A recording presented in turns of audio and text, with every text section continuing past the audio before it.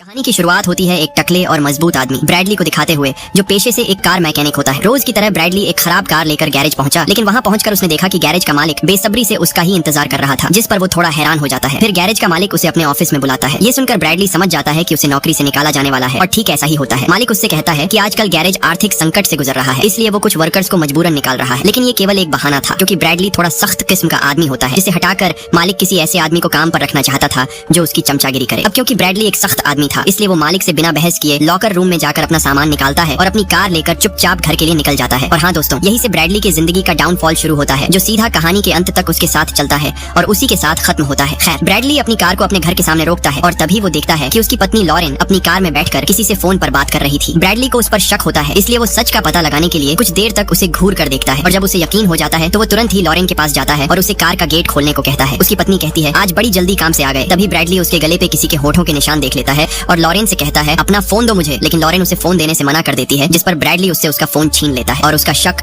सही निकलता है। वो किसी पराये मर्द के साथ फोन पर बात कर रही थी। ब्रैडली गुस्से में लॉरेन को घर के अंदर जाने के लिए कहता है। लॉरेन कहती है, मेरी बात तो सुन लो, मैंने कहा घर के अंदर जाओ। फिर लॉरेन चुपचाप घर के अंदर चली गई। अब वैसे ही उसे कुछ देर पहले काम से निकाल दिया गया था और अब उसकी पत्नी का चक्कर, जिसे लेकर वो और भी ज्यादा परेशान हो चुका था, इसलिए उसने अपना सारा गुस्सा लॉरेन की कार पे निकालनी शुरू कर दी। कैसे, ये आप खुद ही देख लो। हाँ, वो इतना ज्यादा गुस्से में था कि उसे पता ही नहीं लगा कि कब उसके हाथ बुरी तरह से जख्मी हो गए। इसके बाद वो खुद को शांत करता है और घर के अंदर जाता है और भाभी जी से सवाल करता है कि वो कितने दिनों से दूसरे आदमी के साथ है। लॉरेन सब कुछ बता देती है कि पिछले 3 महीनों से उसका किसी और के साथ चक्कर चल रहा है। दरअसल ब्रैडली की पत्नी का कुछ दिन पहले अबॉर्शन हुआ था, जिसकी वजह से वो उदास रहती थी और अक्सर ब्रैडली अपने कामों में व्यस्त रहा करता था, जिसकी वजह से लॉरेन घर में अकेली और काफी उदास महसूस करा करती थी, और इसी कमी को पूरा करने के लिए उसे दूसरे आदमी का सहारा लेना पड़ा। ब्रैडली को उसकी बातें सुनकर एहसास हुआ कि उसे लॉरेन को वक्त देना चाहिए था, और वो लॉरेन से इस बात के लिए माफी भी मांगता है और वो कहता है कि आज से और अभी से दोनों एक नई जिंदगी की शुरुआत करेंगे। लॉरेन मान जाती है। इसके बाद ब्रैडली लॉरेन को बताता है कि उसे काम से निकाल दिया गया है और अब से वो गिल नाम के एक आदमी के लिए काम करेगा, जो एक ड्रग लॉर्ड है। गिल का नाम सुनते ही लॉरेन साफ साफ मना कर देती है कि वो गिल के साथ काम नहीं करेगा, और कहती है, तुमने ही कहा था कि तुम गिल के साथ कभी काम नहीं करोगे। ब्रैडली कहता है, हाँ, लेकिन ऐसी हालात में हम खुशहाल परिवार की तरह नहीं रह सकते। परिवार चलाने के लिए पैसे की जरूरत होती है और फिलहाल मेरे पास कोई और रास्ता नहीं है। वो लॉरेन से ये भी कहता है कि वो ये काम पूरी सावधानी के साथ करेगा। इसके बाद कहानी 18 महीने आगे चली जाती है, जहाँ ब्रैडली का काम एक अपार्टमेंट में एक ड्रग कुरियर को ढूंढना था, जो सभी ड्रग डीलरों को पैकेट पहुंचाता था। उस डीलर से मिलने के बाद ब्रैडली उसे उसका सामान दे देता है। इसके बाद काम खत्म करके वो अपने घर लौट आता है, और अब ब्रैडली की जिंदगी पूरी तरह बदल चुकी थी, क्योंकि वो इस काम से काफी पैसा कमा रहा था। अब वो एक बड़े घर में रहता है और उसके पास 2-3 लग्जरी कारें भी होती हैं, और कुछ ही दिनों में लॉरेन एक बच्चे को जन्म देने वाली है, जिससे उनकी खुशियां और बढ़ जाएंगी। लेकिन कहते हैं ना दोस्त, गलत काम का अंजाम हमेशा गलत ही होता है। खैर, ब्रैडली लॉरेन को लेकर बेडरूम में आता है, लेकिन जैसे ही दोनों को आपस में बातें करने का मौका मिलता है, तभी ब्रैडली को गिल का फोन आ जाता है, जो उसे फौरन अपने घर बुलाता है। फिर ब्रैडली तुरंत ही अपनी कार लेकर गिल से मिलने निकल जाता है। लॉरेन के चेहरे से साफ पता चलता है कि वो ब्रैडली के काम से बिल्कुल भी खुश नहीं है। इधर थोड़ी ही देर में ब्रैडली अपनी कार लेकर उस जगह पहुंच जाता है, और यहाँ हम मिलते हैं ड्रग माफिया गिल से, जिसके लिए ब्रैडली काम करता है। मिलने के बाद दोनों बिजनेस की बातें करते हैं। गिल बताता है कि उसका एक दोस्त है जिसका नाम एलिएजर है, जिसकी मैक्सिको में बड़ी पहुंच है। उसे उसका एक जरूरी काम करना है। थोड़ी देर बाद एलिएजर भी अपने 2 आदमियों रोमन और पेड्रो के साथ वहाँ पहुंच जाता है। फिर एलिएजर ब्रैडली को बताता है कि उसे उसका एक जरूरी काम करना है, और इस काम में उसके आदमी रोमन और पेड्रो भी उसका साथ देंगे। लेकिन ब्रैडली उसके साथ काम करने से साफ मना कर देता है, क्योंकि उसका एक आदमी रोमन उसे बहुत ज्यादा नशेड़ी किस्म का लग रहा था। उसे डर था कि रोमन बिना सोचे समझे और लापरवाही से काम करेगा, जिसकी वजह से वो पुलिस के हाथ लग सकते हैं। एलिएजर अपने दोनों आदमियों का बचाव करते हुए कहता है कि वो उसके सबसे होनहार आदमी है, लेकिन फिर भी ब्रैडली उसे मना कर देता है। गिल ब्रैडली से अकेले में बात करता है और उसे समझाता है कि ये काम उनके लिए काफी फायदेमंद साबित हो सकता है। साथ ही गिल ये भी वादा करता है कि जब ब्रैडली का बच्चा पैदा होगा तो उसे 3 महीने की छुट्टी मिलेगी। थोड़ा सोचने के बाद ब्रैडली मान जाता है और एलिएजर से कहता है कि इस काम की पूरी जिम्मेदारी वही लेगा, और काम के दौरान उसके दोनों आदमियों को उसकी बात माननी होगी। एलिएजर मान जाता है। फिर ब्रैडली रोमन का एक छोटा सा इम्तिहान लेता है और उससे पूछता है, रोमन, अगर मैं कहूँ कि सामान फेंक दो तो तुम क्या करोगे? रोमन जवाब देता है, फेंक दूंगा। और इसी के साथ दोनों के बीच समझौता हो जाता है। इसके बाद तीनों रात के वक्त एक बंदरगाह पर पहुंचते हैं, लेकिन शिप पर चढ़ने से पहले रोमन अपनी मर्जी चलाने लगता है। ब्रैडली गुस्सा होता उससे पहले पेड्रो रोमन से कहता है, रोमन, हमारे बीच समझौता हुआ है, हमें ब्रैडली की बात माननी होगी। फिर ब्रैडली खुद बोट चलाता है और लोकेशन पर पहुंचकर सावधानी से चारों ओर देखकर बोट रोक देता है। इसके बाद पेड्रो डाइविंग सूट पहनकर पानी में उतरता है और नीचे से एक बक्सा निकाल कर लाता है। अंदाजा लगाओ उस बक्से में क्या होगा? मैं बताता हूँ, उस बक्से में और कुछ नहीं बल्कि $3 मिलियन की ड्रग्स होती हैं, जिसे वहाँ छिपा कर रखा गया था। फिर वो लोग उसमें से सारा पैकेट निकालकर बक्से को पानी में फेंक देते हैं और बंदरगाह पर लौट आते हैं। लेकिन रास्ते में ब्रैडली अचानक अपना पैकेट पानी में फेंक देता है और दोनों से भी ऐसा करने को कहता है, मगर रोमन और पेड्रो उसकी चेतावनी को नजरअंदाज कर देते हैं और उल्टा ब्रैडली को पीट देते हैं। ब्रैडली अपने गुस्से को काबू में रखता है और उन्हें जाने देता है और खुद बोट की तरफ बढ़ने लगता है। और इधर दोनों जैसे ही थोड़ा आगे आते हैं, अचानक पुलिस उन्हें घेर लेती है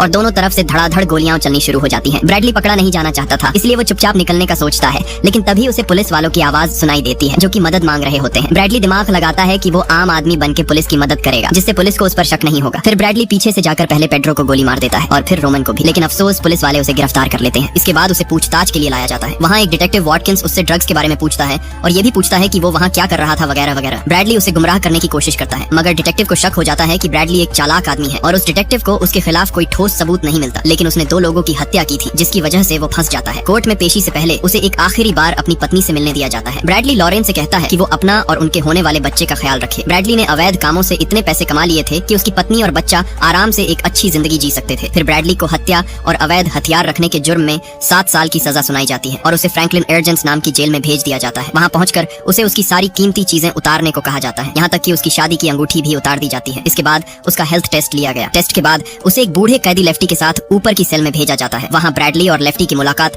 जेल के मैनेजमेंट ऑफिसर आंद्रे से होती है। आंद्रे ब्रैडली को जेल के नियम समझाता है, जिनमें से एक नियम ये भी था कि जब भी घंटी बजेगी तो उसे तुरंत ही हाजिरी लगाने अपनी सेल से बाहर आना होगा। इसके बाद ब्रैडली को उसकी सेल में डाल दिया जाता है। अंदर जाकर वो अपने आप को कोसने लगता है कि क्यों उसने एलिएजर के साथ काम किया। फिर वो थकान की वजह से गहरी नींद में सो जाता है और जब हाजिरी का समय होता है तो बाकी सभी कैदी अपनी अपनी सेल से बाहर आकर खड़े हो जाते हैं, लेकिन ब्रैडली तब भी घोड़े बेचकर सो रहा होता है, जिसकी वजह से सभी कैदियों को भूखा रहना पड़ता है। और जब काफी देर बाद ब्रैडली बाहर आता है तो आंद्रे उस पर भड़क जाता है और कहता है, मैंने तुम्हें नियम समझाए थे ना। आंद्रे उसे आखिरी चेतावनी देता है कि आगे से उसे डिसिप्लिन में रहना होगा और जेल के सभी नियम मानने होंगे। इसके बाद सीन उसकी पत्नी पे शिफ्ट होता है, जो घर में सोई हुई होती है कि तभी उसे एहसास होता है कि कोई उसके घर में घुस चुका है। लॉरेन तुरंत ड्रावर से बंदूक निकाल लेती है और ये जो भी लोग थे शायद उसका अपहरण करने के इरादे से आए थे और तभी अचानक लॉरेन पे टेजर गन से हमला हो जाता है और वो बेहोश होकर जमीन पर गिर जाती है। सीन वापस से ब्रैडली पर शिफ्ट होता है, जहाँ लेफ्टी उसे बताता है कि उससे मिलने कोई आया है और जब ब्रैडली वहाँ पहुँचता है तो उसकी मुलाकात एक महिला डॉक्टर डेनिस से होती है। डेनिस बताती है कि उसे डॉक्टर प्लेसिड का फोन आया था, जो कि उसकी पत्नी के डॉक्टर है। डेनिस उसे बताती है कि उसे डॉक्टर प्लेसिड ने बताया है कि लॉरेन की प्रेगनेंसी में बहुत दिक्कतें आ रही हैं और वो कल सुबह 10 बजे उससे मिलना चाहते हैं। ये सुनकर ब्रैडली थोड़ा हैरान हो जाता है, क्योंकि लॉरेन ने उसे प्लेसिड नाम के किसी डॉक्टर के बारे में कभी नहीं बताया था। खैर, अगले दिन उसकी मुलाकात डॉक्टर प्लेसिड से होती है, लेकिन ब्रैडली उसे बिल्कुल भी नहीं जानता था, क्योंकि असल में वो लॉरेन का डॉक्टर है ही नहीं, बल्कि वो एलियाजर का आदमी था, जो डॉक्टर होने का नाटक कर रहा होता है। फिर वो बताता है कि पिछले लेन देन की नाकामी की वजह से उसके मालिक एलियाजर को $3 मिलियन, जो INR में लगभग 27 करोड़ होते हैं, इतना पैसा एलियाजर का नुकसान हुआ है। इसके बाद डॉक्टर प्लेसिड उसे लॉरेन की एक तस्वीर दिखाता है, जिसे उन्होंने अगवा कर लिया होता है। डॉक्टर प्लेसिड आगे कहता है, एलियाजर तुम पे बहुत गुस्सा है और वो तुम्हारी पत्नी और होने वाले बच्चे दोनों को मार देगा, लेकिन एक शर्त पर वो ऐसा नहीं करेगा। फिर दोनों के बीच एक सौदा होता है। ब्रैडली से कहा जाता है कि उसे एक ऐसे आदमी को मारना होगा जिसे उम्र कैद की सजा हुई है और वो आदमी रेडक्लिफ जेल के ब्लॉक 99 में बंद है, जिसका नाम क्रिस्टोफर है। डॉक्टर प्लेसिड ब्रैडली से कहता है कि अगर उसने रेडक्लिफ के जेल ब्लॉक 99 में जाकर क्रिस्टोफर नाम के आदमी को मार देता है तो एलियाजर उसे माफ कर देगा और उसकी पत्नी और बच्चे दोनों को भी छोड़ दिया जाएगा। ये सुनकर ब्रैडली पूरी तरह हताश हो जाता है, उसे समझ नहीं आता कि उसे ये करना चाहिए या नहीं। इसके बाद आंद्रे उसे उसकी सेल में वापस ले ही जा रहा होता है कि अचानक ब्रैडली अपने जूते उतारकर आंद्रे पर हमला कर देता है और उसे पीटने लगता है। ब्रैडली ये सब जानबूझकर कर रहा होता है ताकि उसे रेडक्लिफ जेल में ट्रांसफर कर दिया जाए। आंद्रे भी उसके इस बर्ताव से गुस्से में आ जाता है और अपनी बैटन से ब्रैडली को मारने लगता है और अंत में ब्रैडली आंद्रे को मारकर उसका एक हाथ तोड़ देता है। फिर आंद्रे की चीख सुनकर बाकी गार्ड वहाँ आ जाते हैं और ब्रैडली को हथकड़ी पहनाकर नीचे की सेल में ले जाते हैं, लेकिन ब्रैडली को तो रेडक्लिफ जेल में पहुंचना था, इसलिए वो फिर से लड़ाई शुरू कर देता है और उन तीनों गार्ड को भी पीटने लगता है। ब्रैडली के इस बर्ताव को देखकर एक गार्ड उसे टैसर गन से बिजली के झटके देने लगता है और यहीं उसका प्लान काम कर जाता है और उसे एक खतरनाक कैदी मानकर रेडक्लिफ जेल में ट्रांसफर कर दिया जाता है। और जब वो रेडक्लिफ पहुंचता है तो वहाँ उसकी मुलाकात जेल का कमीना वार्डन टैग्स और उसके 4 आदमियों से होता है। टैग्स उसे बताता है, तुमने यहाँ आकर सबसे बड़ी गलती कर दी। रेडक्लिफ जेल बहुत सख्त है और यहाँ की सुरक्षा बहुत कड़ी है और यहाँ तुम्हें नर्क जैसी सुविधाएं मिलेंगी। इसके बाद ब्रैडली को जांच के लिए ले जाया जाता है। जांच पूरी होने के बाद उसे ब्लॉक 99 के बजाय ब्लॉक 59 में डाल दिया जाता है। सेल को देखकर ब्रैडली हैरान रह जाता है। उसे टैग्स की कही बातें याद आती हैं कि उसे यहाँ नर्क जैसी सुविधाएं मिलेंगी। वो देखता है कि उसका सेल बहुत गंदा पड़ा हुआ था, क्योंकि पिछले हगनू कैदी ने सेल में पॉटी करके छोड़ रखी होती है, जिसकी बदबू बर्दाश्त के बाहर की थी। लेकिन ब्रैडली अपने परिवार के लिए ये सब सहने को तैयार था। फिर उसने चुपचाप अपनी बनियान उतारी और उससे नाक ढकी और सो गया। कुछ देर बाद एक गार्ड ने उसके सेल का दरवाजा खटखटाया और उसे 60 मिनट के लिए बाहर जाने दिया गया, ताजी हवा लेने के लिए। बाहर आकर ब्रैडली क्रिस्टोफर को ढूंढने लगता है। तभी एक आदमी उसके पास आता है जिसका नाम डेरेक था। ब्रैडली ने डेरेक से पूछा, क्या तुम क्रिस्टोफर को जानते हो? ये सुनकर डेरेक ने साफ कहा कि रेडक्लिफ जेल में क्रिस्टोफर नाम का एक भी कैदी नहीं है, जिसे सुनकर ब्रैडली हैरान हो जाता है। फिर ब्रैडली कैदियों के एक ग्रुप के पास जाने का सोचता है जो सामने कसरत कर रहे होते हैं, लेकिन डेरेक उसे उनके पास जाने से मना करता है, क्योंकि वो सभी के सभी साइको होते हैं। लेकिन ब्रैडली फिर भी उनके पास चला जाता है, जिसके बाद वो कैदी ब्रैडली पे भड़क जाते हैं। ब्रैडली भी उन्हें लड़ने के लिए उकसाने लगता है और यहाँ भी ब्रैडली उनके साथ मारपीट करना शुरू कर देता है और वो ये सब जानबूझकर कर रहा था ताकि उसे खतरनाक कैदी मानकर ब्लॉक 99 में डाल दिया जाए, जहाँ जाकर वो क्रिस्टोफर को खत्म करके अपने परिवार को बचा सके। तभी एक गार्ड उनकी लड़ाई रुकवाने के लिए हवाई फायर करता है। फिर फायरिंग की आवाज सुनते ही गार्ड वहाँ पहुंच जाते हैं, लेकिन ब्रैडली ने फिर से हंगामा मचाया और उल्टा गार्डों को ही पीट डाला। आखिरकार टैग्स वहाँ पहुंचता है और गार्ड से ब्रैडली के चेहरे ढकने को कहता है। फिर उसका चेहरा ढककर उसे सीधे ब्लॉक 99 में डाल दिया जाता है, जो कि अंडरग्राउंड सेल होता है, यानी कि काल कोठरी में। फिर ब्रैडली को वहाँ ले जाकर सबसे पहले उसे पस्त करने के लिए रिमोट कंट्रोल्ड इलेक्ट्रॉनिक शील्ड पहनाकर उसे उसकी उसकी सेल में डाल दिया गया, जहाँ चारों ओर कांच के टुकड़े बिखरे पड़े थे। फिर टैग्स रिमोट के जरिए उसे बिजली के झटके देकर पस्त करता है। सीन एक बार फिर लॉरेन पे शिफ्ट होता है, जहाँ उसे अगवा कर रखा गया था। उसकी हालत काफी खराब हो चुकी होती है और वहीं पे हम डॉक्टर प्लेसिड को भी देखते हैं, जो उसकी तस्वीर ले रहा होता है और उसके साथ एक कोरियन अबॉर्शन स्पेशलिस्ट भी होता है, जिससे हमें साफ साफ पता चलता है कि वो लोग लॉरेन का अबॉर्शन करने वाले हैं। सीन फिर से ब्रैडली पर शिफ्ट होता है, जो अपनी सेल में बिजली के झटके की वजह से पस्त और बेहोश पड़ा होता है। और जब उसे होश आता है तो वो जोर जोर से क्रिस्टोफर का नाम लेकर चिल्लाने लगता है। तभी उसके बगल वाली सेल का कैदी उसे बताता है कि ब्लॉक 99 में क्रिस्टोफर नाम का कोई कैदी मौजूद नहीं है, जिसे सुनकर ब्रैडली हैरान हो जाता है। तभी कुछ गार्ड उसकी आवाज सुनकर वहाँ आ जाते हैं और उसे सेल से बाहर लाकर उसे बिजली के झटके देने लगते हैं। इसके बाद उनमें से एक गार्ड ब्रैडली से कहता है कि क्रिस्टोफर तुमसे मिलना चाहता है, जिसके बाद उसे क्रिस्टोफर वाली सेल में ले जाया जाता है और यहीं पर कहानी का बड़ा खुलासा होता है, जिसे देखकर ब्रैडली बहुत ज्यादा हैरान हो जाता है। दरअसल वहाँ क्रिस्टोफर नहीं बल्कि एलिएजर और वही साइको कैदी मौजूद थे, जिसे ब्रैडली ने कुछ देर पहले पीटा था। असल में क्रिस्टोफर तो एलिएजर की केवल एक चाल थी, ताकि ब्रैडली को किसी तरह धोखे से ब्लॉक 99 में लाकर उससे बदला लिया जा सके, क्योंकि एलिएजर को ब्रैडली की वजह से $3 मिलियन का नुकसान हुआ होता है और साथ ही ब्रैडली के पकड़े जाने की वजह से वो भी पकड़ा गया होता है। ऊपर से ब्रैडली ने पेड्रो को भी मार डाला, जो उसकी बहन का पति था, इसलिए अब वो ब्रैडली से बदला लेना चाहता है। उसने उन गार्ड को भी पैसे देकर अपनी तरफ कर लिया होता है। इसके बाद लगातार ब्रैडली को बिजली के झटके देकर पस्त किया जाता है। फिर एलिएजर उसे उसकी पत्नी की तस्वीर दिखाता है, जो डॉक्टर प्लेसिड ने भेजी होती है। एलिएजर उससे कहता है कि अब ना तो वो बचेगा और ना ही उसका परिवार। इसके बाद उसे बुरी तरह पीटकर वापस उसकी सेल में घसीट कर डाल दिया जाता है और उस इलेक्ट्रॉनिक शील्ड का रिमोट एलिएजर के पास ही होता है, जो ब्रैडली को लगातार बिजली के झटके दे देकर तड़पा रहा होता है। ब्रैडली पूरी तरह से पस्त और हताश हो चुका होता है, क्योंकि अपने परिवार को बचाने की उसकी सारी कोशिश अब बेकार हो चुकी थी। इसके बाद